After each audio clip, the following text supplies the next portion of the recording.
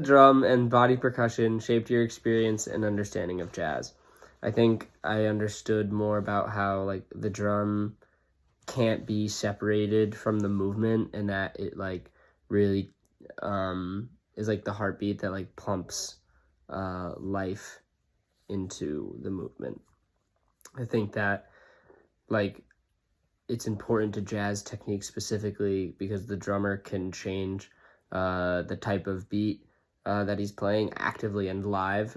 He can like send messages to the dancers. For example, he can add breaks, like drum breaks, to signal one movement or like group action ending and another thing beginning, and just like a way to pump energy kind of back into things. He can like start chants and send messages back and forth. How am I coming away from it feeling more embodied just as far as in general? I feel like I have a much deeper like appreciation of the music, especially like in improv, because you're not dancing like on the music, you're really dancing like with the music and what it means to improv.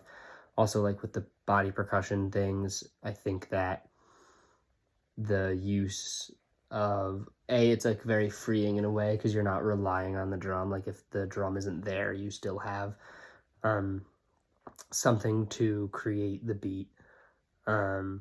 Also, you can send messages to each other and air out your grievances, and it creates a really high energy environment. Yeah. Entertainment shifted your perception of your own jazz practice. So although I was like partially aware of the fact that like a lot of the entertainment industry was built off of exploitation, I didn't realize how far back those roots went. Like I thought that was something that kind of developed after, especially Black people were like long freed. Like I knew like slightly of like the MTV's kind of situation and like where and like what had happened to jazz and how jazz was codified. Like I think like I was aware of that, but I was not aware of how far back it went, all the way back to like gumbo and step, and like how that all like how those styles have developed from dances that began all the way back in Africa, and how like these movements were done by like slaves, and how that Africanist aspect of it is so integral to like finding jazz. What is the role of minstrelsy in jazz dance, and how does it play a role into modern day practices?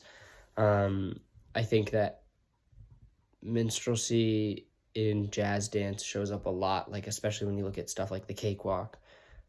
Started because it was like the slave that can jump the highest gets the cake, and how like the like slaves were dressed up and forced to dance and like put on shows for the masters, and like for like prizes and stuff. And I think that that's a lot about like what the cakewalk is and how that aspect of it has been codified again, but also